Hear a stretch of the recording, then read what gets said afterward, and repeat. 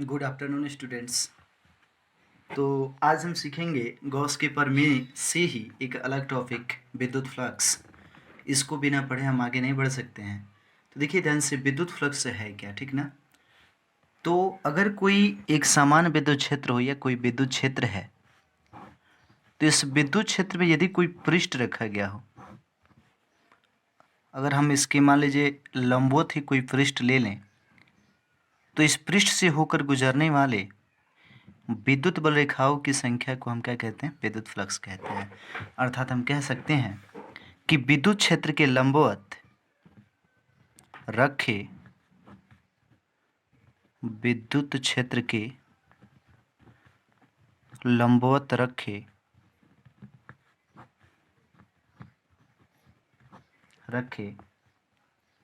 किसी तल से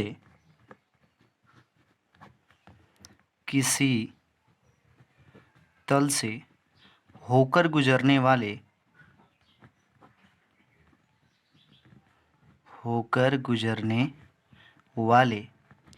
विद्युत बल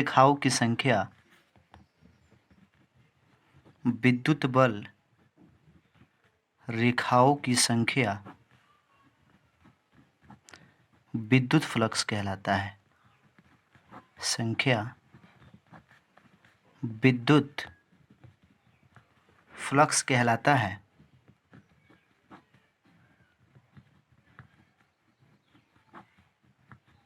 इसे फाई ई से व्यक्त करते हैं। इसे फाई ई से व्यक्त करते हैं, ठीक ना। तो देखिए ध्यान से, विद्युत क्षेत्र के लंबवत रखे किसी तल से होकर गुजरने वाले विद्युत बल रेखाओं की संख्या विद्युत फ्लक्स कहलाता है। इसे फाई से व्यक्त करते हैं। याद रखिए, आंकिक प्रश्न में जब इससे संबंधित आंकिक प्रश्न पूछे जाते हैं तो वहां पे कभी कभी ये क्वेश्चन पूछ देता है कि इससे गुजरने वाले विद्युत बल रेखाओं की संख्या ज्ञात कीजिए, तो समझिएगा कि वो विद्युत फ्लक्स ही पूछ रहे, या विद्युत फ्लक्स भी पूछ देता है, ठीक ना। अब देखिए ध्यान से, विद्युत फ्लक्स का जो हम निर्धारण करते हैं वह क्षेत्रफल सदिश के अंतर्गत करते हैं, और इसके पहले वाले वीडियो में हमने क्षेत्रफल सदिश के बारे में आपको जानकारी दिया था, ठीक ना। अब देखिए ध्यान से, अगर मान लीजिए कि कोई एक समान विद्युत क्षेत्र है जिसकी तीव्रता ई हो, तो हम मान लेते हैं यदि एक समान विद्युत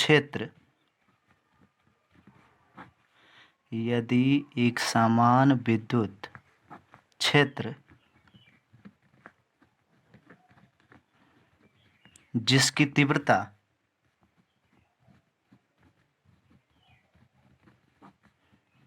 कैपिटल ई हो के लंबवत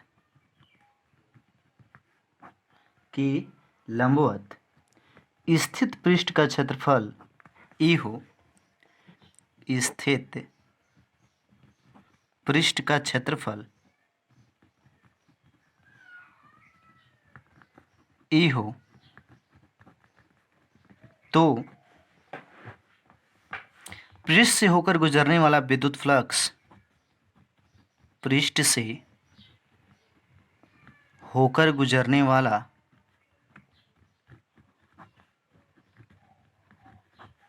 विद्युत फ्लक्स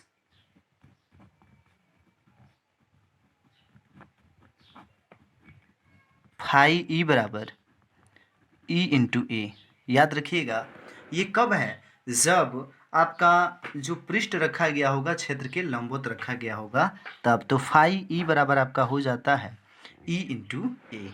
तो यहाँ से हम सीख सकते हैं विद्युत फ्लक्स का मात्रक व विमीय सूत्र। तो हेडिंग दे देंगे हम, विद्युत फ्लक्स का मात्रक व विमीय सूत्र। ये कई बार एग्जाम में पूछा गया है, विद्युत फ्लक्स का मात्रक व विमीय सूत्र। तो देखिए, किसी भी भौतिक राशि के यदि मात्रक का निगमन करना हो तो आपको सूत्र याद होना चाहिए, ठीक ना। तो आप जानते हैं कि जो फाई ई होता है वह बराबर होता है ई इंटू ए के, यानी विद्युत फ्लक्स बराबर होता है विद्युत क्षेत्र की तीव्रता और इंटू किसके?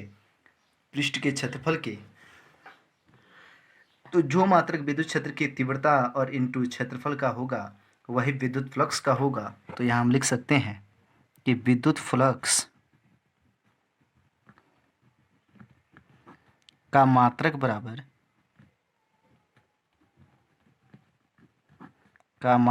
विद्युत क्षेत्र की तीव्रता का मात्रक गुणे क्षेत्रफल का मात्रक। तो विद्युत क्षेत्र की तीव्रता का मात्रक क्या होता है?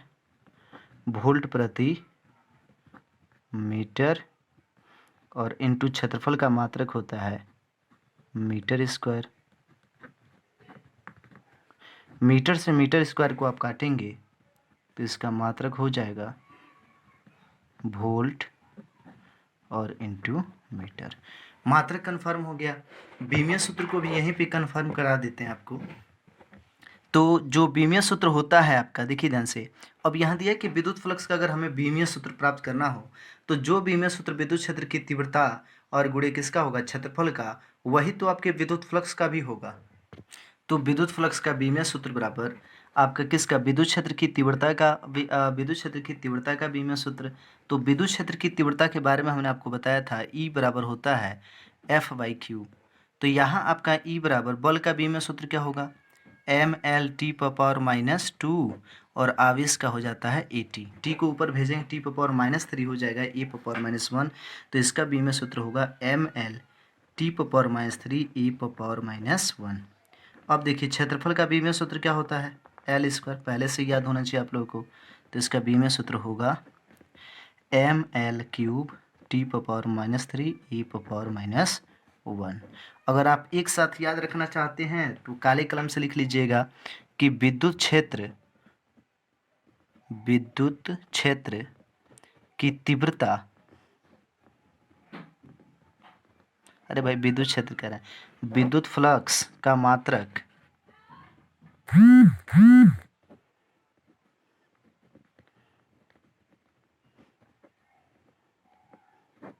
विद्युत फ्लक्स का मात्रक volt into metre, volt into metre, व बीमीय सूत्र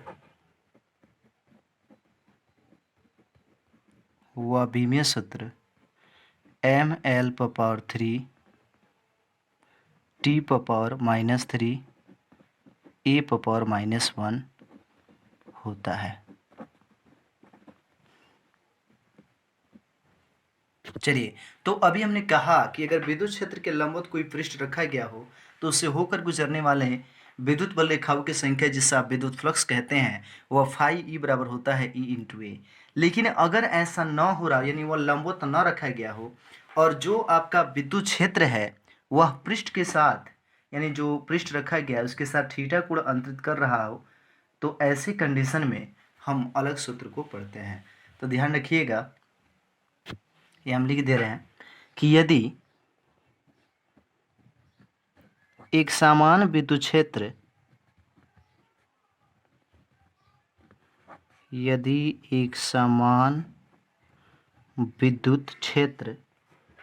में स्थित कोई तल इस प्रकार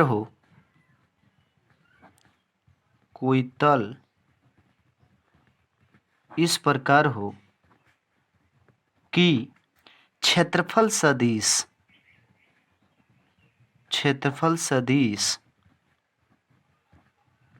जिसे आप वेक्टर ds भी लिखते हैं, क्षेत्रफल सदिश व विद्युत क्षेत्र के बीच का कोण थीटा हो,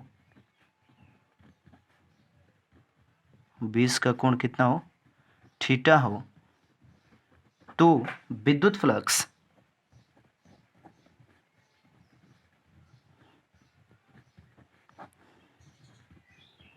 φE बराबर, अब देखिए ध्यान से, E×E हमने पहले ही आपको बताया, लेकिन यहाँ पे जब कोण दिया गया हो तो उसका हम क्षैतिज घटक लेते हैं और ये हो जाएगा EDS cos थीटा। ठीक ना। तो चूंकि अगर क्षेत्रफल आपका जानकारी है तो हम ईडीएस ना लिख के सीधे ई इंटू ए लिख सकते हैं, जहाँ ए इसका क्षेत्रफल होगा। तो ई इंटू ए कॉस क्या हो जाएगा थीटा। कब? जब आपके क्षेत्रफल सदिश और विद्युत क्षेत्र के बीच का कोण कितना हो? थीटा हो। याद रखिएगा विद्युत क्षेत्र के, अब एक चीज़ आपको यहाँ रिमार्क में अगली मैं सिखाना चाहूँगा, आपको पता भी होगा।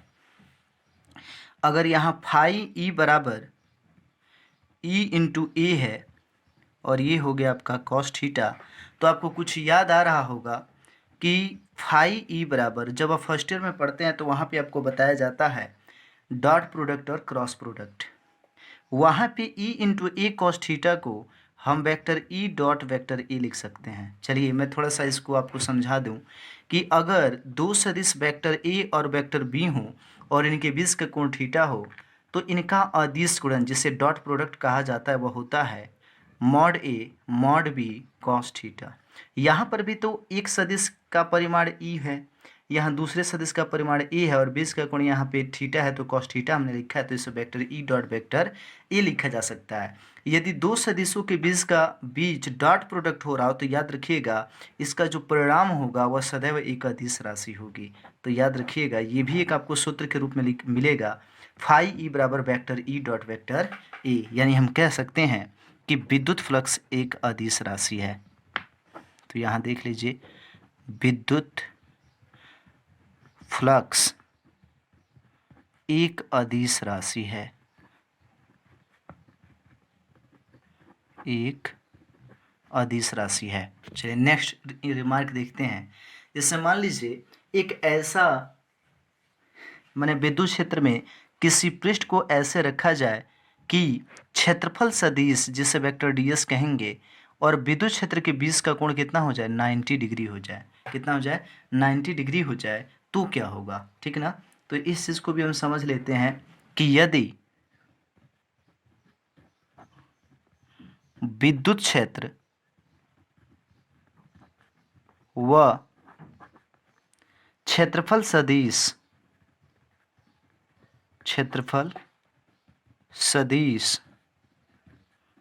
के बीच का कोण थीटा के बीच कह रहे हैं, चलिए के बीच का कोण 90 डिग्री हो, यानी कि लंबवत हो तो फाई ई बराबर, अब बोलिएगा ई इंटू ए तो होगा ही, कास कोण कितना हो जा रहा है 90, तो फाई ई बराबर हो जाएगा ई इंटू ए, कास 90 की वैल्यू 0, तो फाई ई बराबर 0। अर्थात इस स्थिति में कोई विद्युत फ्लक्स नहीं गुजरेगा। अर्थात इस स्थिति में कोई विद्युत फ्लक्स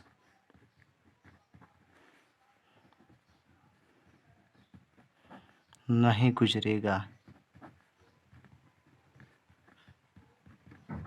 ठीक, तो विद्युत फ्लक्स से संबंधित जो आंकिक प्रश्न होंगे उसको हम अगले वीडियो में पढ़ेंगे। प्लेलिस्ट में जाकर अगर आप देखेंगे तो विद्युत फ्लक्स से संबंधित न्यूमेरिकल को हम पहले ही बता चुके हैं, जिसका लिंक हम डिस्क्रिप्शन में डाल देंगे, वहाँ से आप ज़रूर देख लीजिएगा। धन्यवाद।